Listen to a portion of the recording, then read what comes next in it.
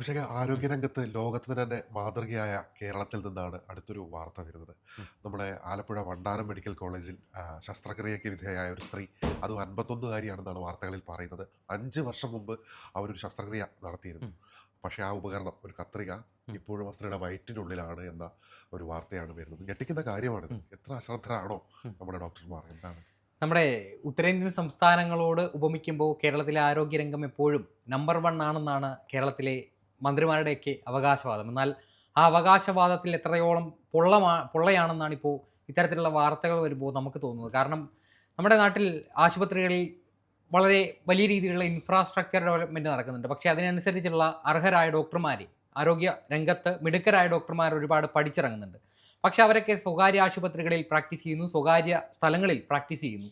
പക്ഷേ അതിനപ്പുറം സാധാരണക്കാരന് എന്ത് ചികിത്സയാണ് കേരളത്തിലെ ആതുരാലയങ്ങളിൽ കിട്ടുന്നതെന്ന് ചോദിച്ചാൽ നമുക്കും സംശയമാണ്. അത്തരത്തിൽ ദാരുണമായൊരു സംഭവമാണ് നമ്മുടെ ആലപ്പുഴ ജില്ലയിലെ മെഡിക്കൽ കോളേജായ വണ്ടാനം മെഡിക്കൽ കോളേജിൽ നിന്ന് പുറത്തു വരുന്നത്. ഇത് ഉഷ ജോസഫ് എന്ന് പറയുന്ന ആലപ്പുഴ പുന്നപ്ര സ്വദേശി. വണ്ടാനത്ത് അടുത്ത് തന്നെയാണ് ഈ പുന്നപ്ര എന്ന് പറയുന്ന പ്രദേശം. അപ്പോൾ 2021 മെയ് 10 ഇവർ കഠിനമായ വയറുവേദനയുമായി ആശുപത്രിയിൽ അഡ്മിറ്റ് ആകുന്നു. അതിന് മുൻപ് തന്നെ ഇവരുടെ വയറ്റിലൊരു മുഴയുണ്ടെന്ന് ഡയഗ്നോസ് ചെയ്യുന്നു. അതൊരു പക്ഷേ ക്യാൻസർ സാധ്യതയുള്ളൊരു മുഴയായിരിക്കാം. 3.5 കിലോയോളം തൂക്കവുമുണ്ട്. ആ ഒരു മുഴ നീക്കം ചെയ്യുന്നതിൻ്റെ ഭാഗമായി ആശുപത്രിയിൽ അഡ്മിറ്റ് ആകുന്നു. തൊട്ടടുത്ത ദിവസം അവിടെ അവരുടെ സർജറി നടക്കുന്നു. അതിനുശേഷം 2 ദിവസങ്ങൾക്ക് ശേഷം ആശുപത്രി വിടുന്നു. അതിനുശേഷം ഏകദേശം 5 വർഷങ്ങൾക്കിപ്പുറം ഇവർക്ക് സ്ഥിരമായി ആ സർജറി കഴിഞ്ഞതിന് ശേഷം ഇവരുടെ വയറ്റിൽ സ്ഥിരമായി വേദനയുണ്ടാകുന്നു. ഈ മൂത്രം ഒഴിക്കുമ്പോൾ അതിനോടൊപ്പം തന്നെ രക്തം പോകുന്നു. അങ്ങനെ പലതരത്തിലുള്ള അസ്വസ്ഥതകൾ ഉണ്ടാകുന്നു. ഇവരൊരു തൊഴിലുറപ്പ് തൊഴിലാളി കൂടിയാണ്. അങ്ങനെ ജോലിക്കായിട്ട് പോകുമ്പോൾ സാധാരണക്കാരിയായ ഒരു സ്ത്രീക്ക് ഇങ്ങനെയുള്ള ഒരു അസ്വസ്ഥത വരുമ്പോൾ പെട്ടെന്നൊരു സ്വകാര്യ ആശുപത്രിയിൽ കൺസൾട്ട് ചെയ്യാനുള്ള സാഹചര്യം ഉണ്ടായിരിക്കില്ല. അവർ തീർച്ചയായും ആശ്രയിക്കുന്നത് ഗവൺമെൻറ് ആശുപത്രികളെയാണ്. അങ്ങനെ വീണ്ടും ആശുപത്രികളിൽ വരുന്നു. അപ്പോൾ സാധാരണ ഒരു വയറുവേദനയാണെന്ന് പറഞ്ഞ് ഇവർ മരുന്ന് കൊടുക്കുന്നു, അല്ലെങ്കിൽ ഇഞ്ചക്ഷൻ കൊടുത്ത് വീട്ടിലേക്ക് അയക്കുന്നു. അതായിരുന്നു കഴിഞ്ഞ 5 വർഷമായിട്ട് നടന്നുകൊണ്ടിരുന്നത്. ഇക്കഴിഞ്ഞ ദിവസം ഇവർ ഈ വയറുവേദന കലശലായതിനെ തുടർന്ന് ആലപ്പുഴ ജില്ലയിൽ തന്നെയുള്ള ഒരു നാസർ എന്ന് പറയുന്ന ഒരു ഡോക്ടറെ കാണാൻ പോകുന്നു. അങ്ങനെ ഡോക്ടറുടെ നിർദ്ദേശപ്രകാരം ഇവർ MRI സ്കാൻ എടുക്കുന്നു. കൂടാതെ തന്നെ എക്സ്റേ, ഈ വയറുമായി ബന്ധപ്പെട്ട ഭാഗങ്ങളുടെ എക്സ്റേ എടുക്കുന്നു.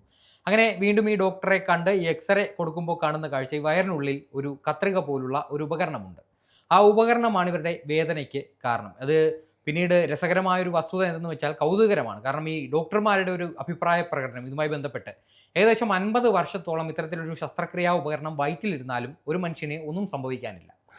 എത്ര നിസ്സാരമായിട്ടൊരു മെഡിക്കൽ നെഗ്ലിജൻസിനെ അവർ നിസ്സാരവൽക്കരിച്ചു നോക്കുക. അതുകൂടാതെ കത്രികയല്ല, ഒരു മസ്കിറ്റോ എന്ന് പറയുന്ന ഒരു സർജിക്കൽ ഉപകരണമാണ്. അത് സാധാരണയായിട്ട് ഈ കത്രിക എന്ന് പറഞ്ഞാൽ മൂർച്ചയേറിയ ഒരു ഉപകരണമാണ്. പക്ഷേ ഈ മസ്കിറ്റോ എന്ന് പറയുന്നത് നമ്മുടെ ഈ പഞ്ഞി കാര്യങ്ങളൊക്കെ എടുക്കാൻ വേണ്ടിയിട്ടുള്ള ഒരു ചെറിയ അറ്റം വളഞ്ഞിരിക്കുന്ന ഒരു ഉപകരണമാണ്. എന്താണെങ്കിലും അതൊരു ഇരുമ്പാണ്, അതൊരു സർജിക്കൽ എക്യുപ്മെൻ്റ് ആണ്. അത് വയറ്റിനുള്ളിൽ വെച്ച് സ്റ്റിച്ച് ചെയ്ത് വിട്ടത് തീർച്ചയായിട്ടും ഒരു മെഡിക്കൽ നെഗ്ലിജൻസ് തന്നെയാണ്. പിന്നെ ഈ വണ്ടാനം മെഡിക്കൽ കോളേജിനെ കുറിച്ച് പറയാം.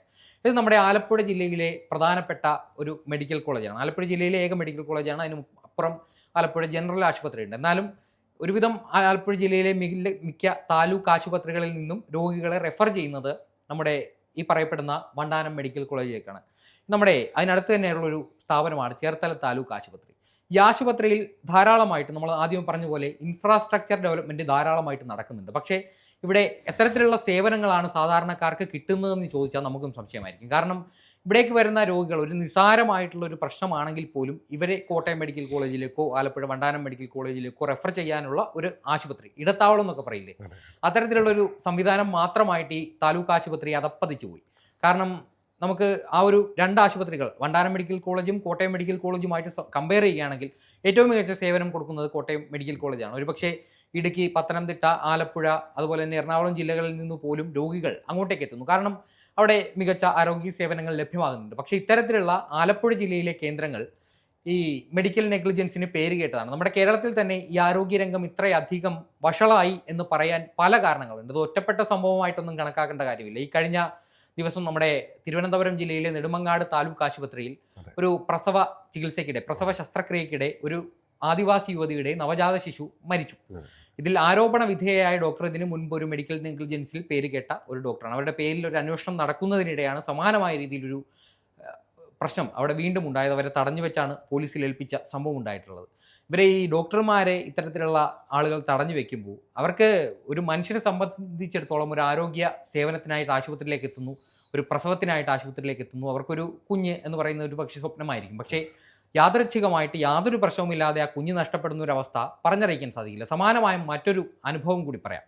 2025 സെപ്റ്റംബർ നമ്മുടെ പാലക്കാട് ജില്ലയിലെ പല്ലശ്ശനയ്ക്കടുത്ത് ഒരു ഗ്രാമത്തിൽ ഒരു വിനോദിനി എന്ന് പറയുന്ന വിദ്യാർത്ഥി, ഈ പെൺകുട്ടി സഹോദരങ്ങൾക്കൊപ്പം വീട്ടുമുറ്റത്ത് കളിച്ചുകൊണ്ടിരിക്കെ, വീട്ടുമുറ്റത്ത് പായലുള്ള സ്ഥലമാണ്, അപ്പോൾ ഇവിടെ കളിച്ചുകൊണ്ടിരിക്കെ ആ വീട്ടുമുറ്റത്തേക്ക് ഉരുണ്ടു വീണ് നേരെ ചിറ്റൂർ താലൂക്ക് ആശുപത്രിയിലേക്ക് കൊണ്ടുപോകുന്നു. കൈക്ക് പൊട്ടലുണ്ട് എന്ന് പറയുന്നു. അതിൻ്റെ അടിസ്ഥാനത്തിൽ പാലക്കാട് ജില്ലാ ആശുപത്രിയിലേക്ക് മാറ്റുന്നു. അവിടെ വിദഗ്ധ പരിശോധനയ്ക്കിടയിൽ ഇത് ഒരു ശസ്ത്രക്രിയ വേണ്ടുന്ന പരിക്കാണ് എന്ന് പറയുന്നതിൻ്റെ സാഹചര്യത്തിൽ കൈക്കൊരു പ്ലാസ്റ്റർ ഇട്ട് വിടുകയാണ് ചെയ്തത്. ശസ്ത്രക്രിയയല്ല, ആദ്യം പ്ലാസ്റ്റർ ഇട്ട് വിടുകയാണ് ചെയ്തത്. ഈ പ്ലാസ്റ്റർ ഇട്ട് വിട്ട് പിന്നീട് ആശുപത്രിയിൽ തിരികെ എത്തുമ്പോൾ കാണുന്ന കാഴ്ച, ഈ പ്ലാസ്റ്റർ ഇട്ട ഭാഗത്ത് കുമിളകൾ പൊങ്ങിയിട്ടുണ്ട്, കൈ അഴുകിയ നിലയിലായിരുന്നു. അങ്ങനെ ഈ പെൺകുട്ടിയെ വിദഗ്ധ ചികിത്സയ്ക്കായിട്ട് കോഴിക്കോട് മെഡിക്കൽ കോളേജിലേക്ക് റെഫർ ചെയ്യുന്നു.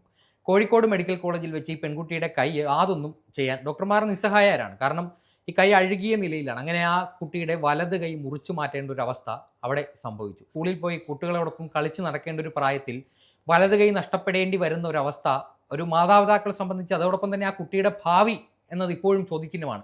കേവലം മുഖ്യമന്ത്രിയുടെ ദുരിതാശ്വാസ നിധിയിൽ നിന്ന് 2 ലക്ഷം രൂപ കിട്ടിയതൊഴിച്ചാൽ സർക്കാരിൻ്റെ ഭാഗത്ത് നിന്ന് കാര്യമായ ഇടപെടലൊന്നും ലഭിച്ചില്ല. ആ കുട്ടി നമ്മുടെ കൊച്ചിയിലെ ഒരു സ്വകാര്യ ക്ലിനിക്കിൽ കൃത്രിമ കൈ വെച്ചുപിടിക്കുന്ന ഒരു ശസ്ത്രക്രിയയ്ക്കായിട്ട് ഈ കഴിഞ്ഞ ഇടെയാണ് അതിൻ്റെ വാർത്തയൊക്കെ വന്നത്. എന്തായാലും ഇത്തരത്തിലുള്ള ധാരാളം സംഭവങ്ങൾ, നമ്മുടെ ചേർത്തല താലൂക്ക് ആശുപത്രിയുടെ കാര്യം പറയുമ്പോൾ ഇന്ന് ഒരു സംഭവം വന്നിട്ടുണ്ട്.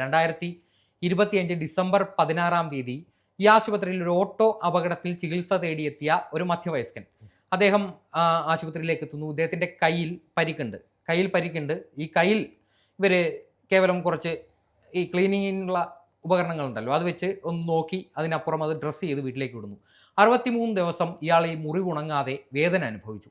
അതിനുശേഷം മറ്റൊരു ആശുപത്രിയിൽ നടത്തിയ തുടർ പരിശോധനയിലാണ് ഈ മുറിവിൽ ഏകദേശം 6ഓളം ചില്ലും കഷ്ണങ്ങൾ ഉണ്ടായിരുന്നു എന്നറിയപ്പെടുന്നു. ഇയാൾക്ക് പിന്നെ ഈ സ്വകാര്യ ആശുപത്രിയിൽ ചികിത്സ തേടുകയും നിവൃത്തിയുള്ളൂ. കാരണം ഒരു ഗവൺമെൻറ് സംവിധാനത്തിലുള്ള വിശ്വാസം പോയി കഴിഞ്ഞാൽ സാധാരണക്കാരനായ ഏതു മനുഷ്യനും എവിടെന്നെങ്കിലും കടം വാങ്ങിയിട്ടാണെങ്കിലും സ്വകാര്യ ആശുപത്രിയിലേക്ക് പോകും. അങ്ങനെ ഇയാൾ ചേർത്തല KVM ആശുപത്രിയിൽ ഇയാളുടെ ഈ കൈ കാണിക്കാൻ വന്നു. അവിടെ നടത്തിയ തുടർ ശസ്ത്രക്രിയയിൽ ഏകദേശം 6ഓളം ചില്ലുകൾ, അത് 63 ദിവസം അതിനകത്തിരുന്ന് പഴുത്ത അവസ്ഥയിൽ പിന്നീട് അത് പുറത്തെടുക്കുകയുണ്ടായി. അദ്ദേഹത്തോട് നമ്മൾ ഇപ്പോൾ സംസാരിക്കുകയുണ്ടായി. കൃത്യമായ മെഡിക്കൽ നെഗ്ലിജൻസ് എല്ലായിടങ്ങളിലും നടക്കുന്നുണ്ട്. ഇതിൽ ഇവരുടെയൊക്കെ ഒരു ചിന്ത എന്ന് പറയുന്നത്, നമ്മൾ ഈ ആശുപത്രികളിൽ നടക്കുന്ന നെഗ്ലിജൻസ് തനിക്ക് സംഭവിച്ചത് വേറൊരാൾക്ക് സംഭവിക്കരുത്, അതിനും കൂടിയാണ് നമ്മളും ഈ വിഷയം ചർച്ച ചെയ്യുന്നത്. അല്ലാതെ ഈ സാധാരണക്കാരുടെ ആശ്രയമായ ഗവൺമെൻറ് ആശുപത്രികളെ തള്ളിപ്പറയുന്നത് നമ്മളെ സ്വകാര്യ ആശുപത്രികളെ സഹായിക്കാനെന്നൊക്കെ പറയും. പക്ഷേ അതിനപ്പുറം മികച്ച ചികിത്സ കിട്ടുന്നുണ്ട്. സ്വന്തം ജീവനിൽ പേടിയുണ്ടെങ്കിൽ സ്വകാര്യ ആശുപത്രിയിൽ പോയേ പറ്റൂ എന്നൊരു നിലയിലേക്ക് കേരളത്തിലെ ആരോഗ്യരംഗം അധപ്പതിച്ചു എന്ന് പറയാതെ വയ്യ. ഇത്തരത്തിലുള്ള ഇപ്പോൾ ഉഷ ജോസഫ് 5 വർഷത്തോളം വേദന സഹിച്ചതിന് ശേഷം അവർ മാധ്യമങ്ങളോട് പ്രതികരിച്ചത്, എനിക്കിനി വണ്ടാനം മെഡിക്കൽ കോളേജിൽ പോകാൻ പേടിയാണ്. അവരെ KC വേണുഗോപാൽ MP ഇടപെട്ടാണ് നമ്മുടെ കൊച്ചിയിലെ അമൃത ആശുപത്രിയിലേക്ക് മാറ്റുകയും ഇവരുടെ തുടർ ചികിത്സയ്ക്ക് വേണ്ട, അതായത് ഇവരുടെ വയറ്റിലുള്ള ശസ്ത്രക്രിയാ ഉപകരണം പുറത്തെടുക്കുന്ന തരത്തിലുള്ള ചികിത്സ അവിടെ നടപ്പാക്കാനുള്ള കാര്യങ്ങളിലേക്കൊക്കെ പോയത്. അപ്പോൾ എന്തായാലും ഇതൊരു ഒറ്റപ്പെട്ട സംഭവമായിട്ട് ആരും കാണരുത്. നമ്മുടെ കേരളത്തിലെ ആരോഗ്യരംഗം മികച്ച ഡോക്ടർമാരുള്ള ഒരു സംവിധാനമാണ്. പക്ഷേ ഇത്തരത്തിൽ ആർക്കോ വേണ്ടി ചികിത്സ ചെയ്യുന്നു, അല്ലെങ്കിൽ തങ്ങൾക്ക് വേണ്ട സ്വകാര്യ പ്രാക്ടീസുകൾ മുറ തെറ്റാതെ നടക്കണം, ഒരു ചടങ്ങ് തീർക്കൽ മാത്രമായിട്ട് ഈ സർക്കാർ സേവനം എന്ന് പറയുന്ന ഒരു കാര്യം കൊണ്ട് നടക്കുന്ന ധാരാളം ഡോക്ടർമാരുണ്ട്. ഇതിനോടൊന്ന് കൂട്ടിച്ചേർത്ത് ചോദിക്കട്ടെ, ഈ കേരളത്തിലെ ആരോഗ്യ മേഖലയിൽ ഡോക്ടർമാരാവട്ടെ, നഴ്സുമാരാവട്ടെ, ഇവരുടെ സേവന വ്യവസ്ഥകൾ അല്ലെങ്കിൽ വേതന വ്യവസ്ഥകൾ ഇതിൽ തൃപ്തികരമാണോ? അതെ ഏട്ടാ, നമ്മുടെ ഈ ആശുപത്രികളിൽ ഒരു ശസ്ത്രക്രിയാ മുറിയിൽ കൃത്യമായിട്ടൊരു ഡോക്ടറോടൊപ്പം ഒരു സ്ക്രബ് നേഴ്സ് എന്ന് പറയുന്ന ഒരു സർജിക്കൽ നേഴ്സ് ഉറപ്പായിട്ടും ഉണ്ടാകേണ്ടതുണ്ട് ഈ ശസ്ത്രക്രിയ നടക്കുന്ന സമയങ്ങളിൽ. പക്ഷേ കേരളത്തിലെ സർക്കാർ ആശുപത്രികളിൽ ഈ സ്ക്രബ് നേഴ്സിൻ്റെ അല്ലെങ്കിൽ ഈ സ്വകാര്യ ആശുപത്രികളിൽ നടക്കുന്ന സർജിക്കൽ പരിപാടികളിൽ അവിടെ തീർച്ചയായിട്ടും ഈ ശസ്ത്രക്രിയാ ഉപകരണങ്ങൾ എണ്ണിത്തിട്ടപ്പെടുത്താനും ഇത് കഴിയുമ്പോൾ അത് തിരിച്ച് എണ്ണിത്തിട്ടപ്പെടുത്തി മാറ്റിവെക്കാനും ഒരാളുണ്ടാകും. പക്ഷേ സർക്കാർ ആശുപത്രികളിൽ ഇത്തരത്തിൽ ഒരു മൂന്നാമതൊരാൾ അവിടെ ഉണ്ടാകില്ല. കാരണം ജീവനക്കാരുടെ ക്ഷാമമാണ്. അങ്ങനെയുള്ള അവസരത്തിലാണ് ഇത്തരത്തിലുള്ള പ്രശ്നങ്ങൾ ഉണ്ടാകുന്നത്. ഈ സ്ക്രബ് നേഴ്സാണ് ഇത് കൃത്യമായിട്ട് എണ്ണിത്തിട്ടപ്പെടുത്തേണ്ടത്. പക്ഷേ അത്തരത്തിലുള്ള ജോലിഭാരം, ഒരു ആശുപത്രിയിൽ തന്നെ ഒരേ ദിവസം നിരവധി ശസ്ത്രക്രിയകൾ നടക്കുന്നുണ്ട്. അപ്പോൾ ഈ ഡോക്ടർമാർക്കും നേഴ്സുമാർക്കും ഒക്കെ ജോലിഭാരമുണ്ട്. ഇവർക്ക് ബദലായിട്ട് മറ്റൊരു മാർഗ്ഗം ഏർപ്പെടുത്തേണ്ടത് ഗവൺമെൻറ്റാണ്. ഗവൺമെൻറ് പറയുന്നത് ഇതിൽ നടക്കുന്ന ചികിത്സാ പിഴവുകളിൽ നമുക്കൊന്നും ചെയ്യാൻ പറ്റില്ല, അത് വ്യക്തികൾ ചെയ്തു തീർക്കുന്ന കാര്യങ്ങളാണ്. അവിടെ ഉണ്ടാകുന്ന ഇൻഫ്രാസ്ട്രക്ചറും ജീവനക്കാരെ അവിടേക്ക് നിയമിക്കുന്നതിലും അടക്കമുള്ള കാര്യങ്ങളിൽ മാത്രം ഗവൺമെൻറ്റിന് ശ്രദ്ധിച്ചാൽ മതിയെന്നാണ് ഇപ്പോൾ ആരോഗ്യമന്ത്രി തന്നെ പറയുന്നത്. ഇതിൽ അന്വേഷണം നടക്കുന്നുണ്ട്, പക്ഷേ അതിനുമപ്പുറം ഇത്തരത്തിലുള്ള സംഭവങ്ങൾ ആവർത്തിക്കാതിരിക്കാൻ വേണ്ടി എന്തെങ്കിലും മുൻകരുതൽ ഉണ്ടാകേണ്ടതുണ്ട്. അല്ലെങ്കിൽ നമ്മൾ ഈ ഊതിപ്പെരുപ്പിച്ച ഒരു ബലൂൺ എന്ന് പറയുന്നത് പോലെ മറ്റ് സംസ്ഥാനങ്ങളോട് കേരളത്തിലെ ആരോഗ്യരംഗം നമ്പർ 1 ആണെന്ന് ഉപമിക്കുന്ന ഒരു കാര്യം അത് ചിലപ്പോൾ ഒരു വെറും പ്രഹസനം മാത്രമായിട്ട് മാറിപ്പോകാൻ സാധ്യതയുണ്ട്. കാരണം ഇപ്പോൾ ഒരു ഇലക്ഷൻ അടുത്തിരിക്കുന്ന സമയം കൂടിയാണ്. അപ്പോൾ ഈ ആരോഗ്യരംഗമൊക്കെ മുതൽക്കൂട്ടാക്കിയാണ് ഇപ്പോൾ പിണറായി സർക്കാർ ഒരു 3ാം തുടർഭരണം എന്ന് പറയുന്ന ഒരു സ്വപ്നം കാണുന്നത്. പക്ഷേ ഇത്തരത്തിലുള്ള സംഭവങ്ങൾ ആ ഒരു ജനപ്രീതിക്ക് കോട്ടം വരുത്തും. ഇങ്ങനെയുള്ള സംഭവങ്ങൾ ആവർത്തിക്കാതിരിക്കട്ടെ. ഉഷ ജോസഫിനെ പോലെ, വിനോദിനി എന്ന 9ാം ക്ലാസ്സുകാരിയെ പോലെ ദുരന്തങ്ങൾ നമ്മുടെ സർക്കാർ ആശുപത്രികളിലെ ശസ്ത്രക്രിയാ മുറികളിലും ആശുപത്രികളിലും സംഭവിക്കാതിരിക്കട്ടെ എന്ന് മാത്രം പറയാം. തീർച്ചയായിട്ടും ഇവരൊക്കെ എത്രയും വേഗം സുഖം പ്രാപിക്കട്ടെ.